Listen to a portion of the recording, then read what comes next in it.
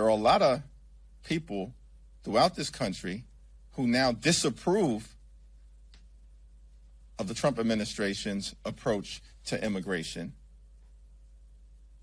who were promised that the Trump administration was going to focus on deporting violent felons as opposed to targeting children and law-abiding immigrant families. The Trump administration should spend the billions of dollars in taxpayer resources that it has to make this country as safe as possible by focusing on deporting violent felons, not showing up at Little League baseball games, churches, schools, and hospitals. Leader Jeffries, speaking of that, a lot of your colleagues are supporting the Dignity Act. Are you interested in immigration compromise legislation in this Congress? We have a broken immigration system, and we need to fix it in a comprehensive and bipartisan way. I haven't had a conversation with the authors of the Dignity Act, but I look forward to that discussion to determine if there's a path forward. Thanks. In your interview on CNN, you mentioned blue states that might try to do mid-decade redistricting as a counter to Republicans. You specifically mentioned some that have independent redistricting commissions or that explicitly prohibit mid-decade redistricting in state law. How do you get around that? I think that we continue to have conversations with the state delegations, whether that's in California or New York or beyond, to explore what the opportunities and possibilities are in order to make sure that the congressional map in 2026 is as fair as possible. We also believe that if Texas goes forward with this extreme mid-decade congressional gerrymandering, which shows how desperate these people are because the American people are rejecting them and their policies, including their signature One Big Ugly Law, that there will be several current Texas Republicans who will be made vulnerable in the midterm election, and that they should be careful with what they are doing because many of them may not return in the aftermath of the midterm elections. Third row, thanks. Jeffries, as Democrats try to take back the House in the midterm, will they be focusing on the Epstein files issue, retcon until Politico to hammer this issue? Do you feel the same way? Do you think that should be an important issue in the midterms? I think we're going to focus on building an affordable economy so we can ensure that we drop the cost of living for everyday Americans, and they're in a position to be able to thrive, not simply survive. We're going to focus on protecting the health care of the American people, particularly in the midst of all of the damage that is being done as a result of this One Big Ugly Law and the assault on Medicaid, the assault on the Affordable Care Act, the assault on Medicare, and the assault on the Children's Health Insurance Program. We also need to combat corruption in Washington, D.C., and deliver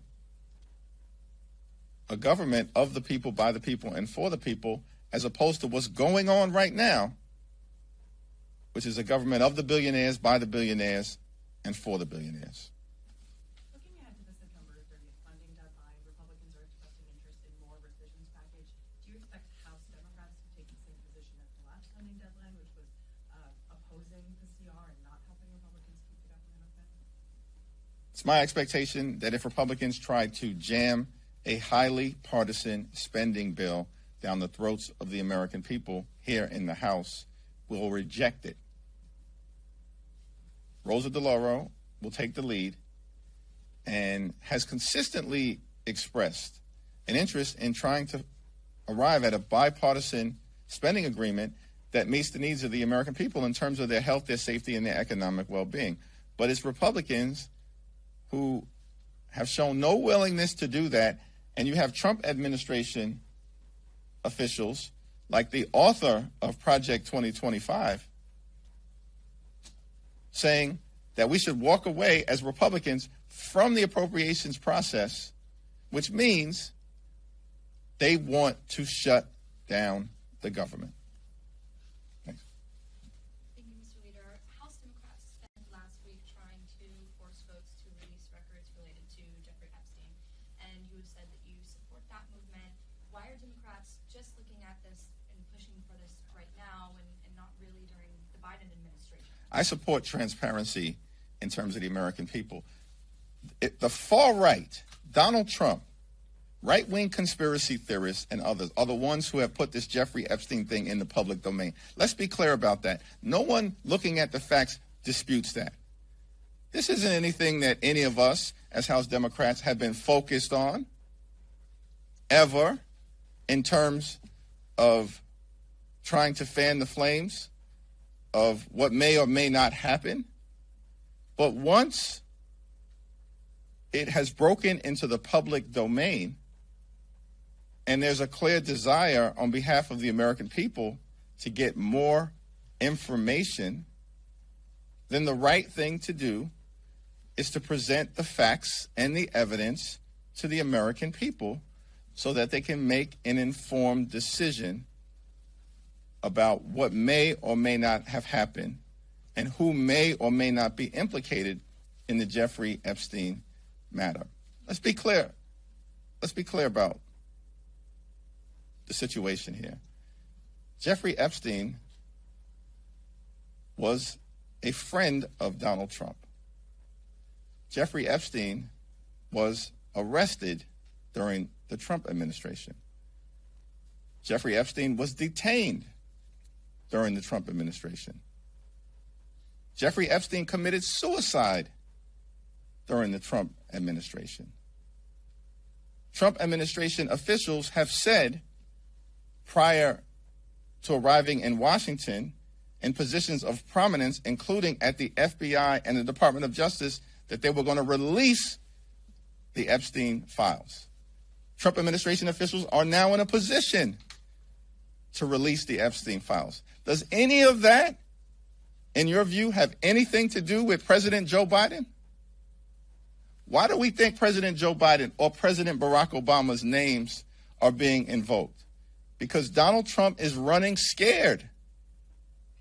And the Trump administration is running scared. What are they hiding from the American people? Release the files so that the American people can make a decision on their own. This has nothing to do with a Democratic-led conspiracy theory. And the facts and the chronology make that clear. Thank you, Leader. I'm curious, what do you think the message is being sent? Have you asked the question already? No, just kidding. Okay, all right. That's all right. That's all right then. Thank you. What kind of message do you think it sends to voters in your party that you have still not endorsed the party nominee for mayor in your home city, in your home state? We had a constructive and a candid and a community-centered meeting that lasted for over an hour on Friday, and we agreed at that meeting to reconvene upon his return back into the country. Thanks. I've got two, Mr. Leader, if you'll allow. The first one is on the redistricting. If you have concerns, or if you're hearing concerns from your members in places like California or New York about the same thing you just raised, that in Texas, if redistricting happens this year, that you may dilute blue districts and make them more competitive, if you're hearing any concerns. My second question is just that it's been a year since the news broke that President Biden was not going to run for re-election.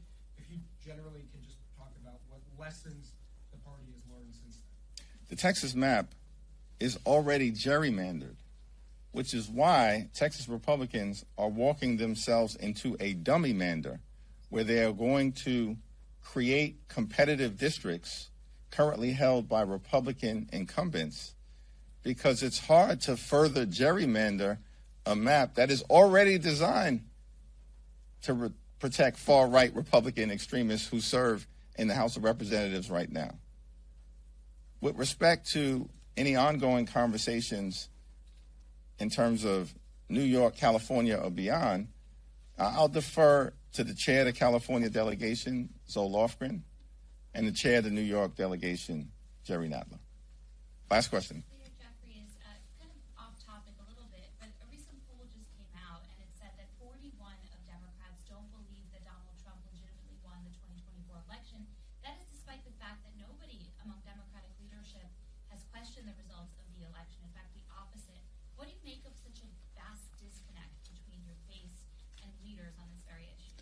As you've pointed out, during the opening day of this congressional session, I congratulated the new president on winning the general election, and not a single Democrat, as far as I can tell, challenged the certification.